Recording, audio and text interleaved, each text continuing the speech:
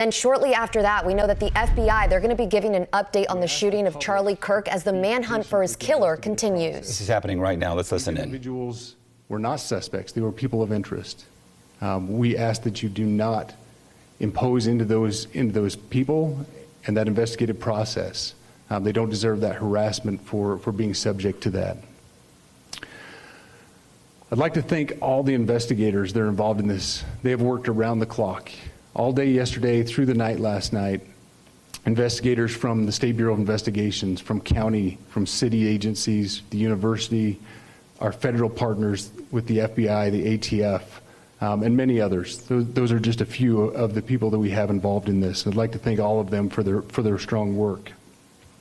Through all that work last night, we were able to make a few breakthroughs.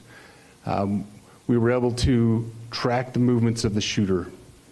Starting at 11:52 a.m., this subject arrived on campus, shortly away from campus. We have tracked his movements onto the campus, through the stairwells, up to the roof, across the roof to a shooting location. After the shooting, we were able to track his movements as he moved to the other side of the building, jumped off of the building, and fled off of the campus and into a neighborhood. Our investigators have worked through those neighborhoods, contacting anybody they can with doorbell cameras, witnesses, and have thoroughly worked through those communities, trying to identify any leads. We do have good video footage of this individual. We are not going to release that at this time. We are working through some technologies and some ways to identify this individual.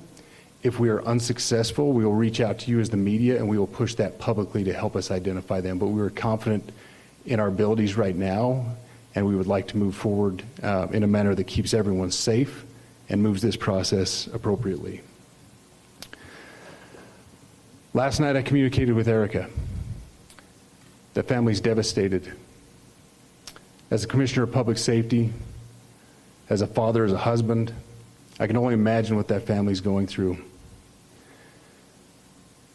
The heinous event that happened yesterday is not Utah. This is not what we're known for. Over the past several weeks, we've seen this state come together to help families in mourning, come together as a community to show what Utah is known for a state of character, of service, of camaraderie, of a neighboring feel. We will not stand for what happened yesterday. We are exhausting every lead. We have every officer invested in this, every investigator, every local agency. The outpouring of support from the law enforcement community has been astounding. We are investing everything we have into this, and we will catch this individual. Having walked through the crime scene, through the hallways of this school, through the classrooms, I can't imagine what the people on scene felt as well. A horrific event where some of them barricaded in classrooms, some of them ran in fear. Can't overstate the tragedy and the horrific event that yesterday was, and how we will work to bring to justice the actions of one individual or any other individuals that assisted in that. Our state has gone through a lot, and we will come out successful. With that, I'll turn the time over to Special Agent Bowles in charge. Good morning. My name is Robert Bowles, and I am the Special Agent in charge of the Salt Lake Field Office. Following yesterday's tragic shooting of Charlie Kirk, FBI agents have been working around the clock in coordination with our law enforcement partners. We are and will continue to work nonstop until we find the person that has committed this heinous crime and find out why they did it. This morning I can tell you that we have recovered what we believe is the weapon that was used in yesterday's shooting. It is a high-powered bolt-action rifle. That rifle was recovered in a wooded area where the shooter had fled. So the FBI laboratory will be analyzing this weapon. Investigators have also collected footwear impression, a palm print, and forearm imprints for analysis. Now, I understand there are a lot of questions about motive. I assure you that all leads, tips are being fully investigated. As of this morning, we have received more than 130 tips. We thank the community for that. The FBI has brought every resource to bear, and we will continue to do so throughout the course of this investigation. The FBI's mission is to protect the American people. It's to uphold the Constitution of the United States. Any attack on the First Amendment is an attack on the very foundation of our democracy. That is why we will relentlessly pursue this case and the shooter until we find him.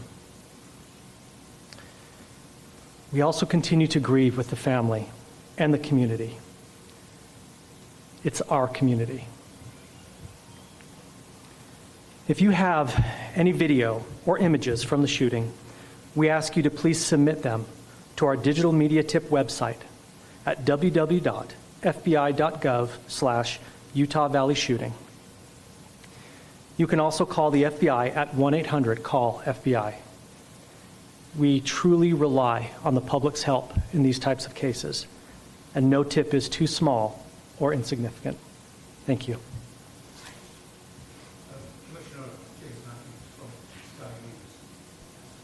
So you just heard from FBI Special Agent Bowles there. So he revealed some new updates. They found the firearm that was involved, some sort of a bolt-action rifle, which means you can fire one bullet at a time. And we also heard from authorities confirming that that shot was fired from the rooftop, a single shot. 2 people detained yesterday, and they were determined not to be connected to the shooting. They are asking anyone with any video to come forward. They've already received more than 130 tips, and they say they will keep chasing this down until they find the person responsible for this.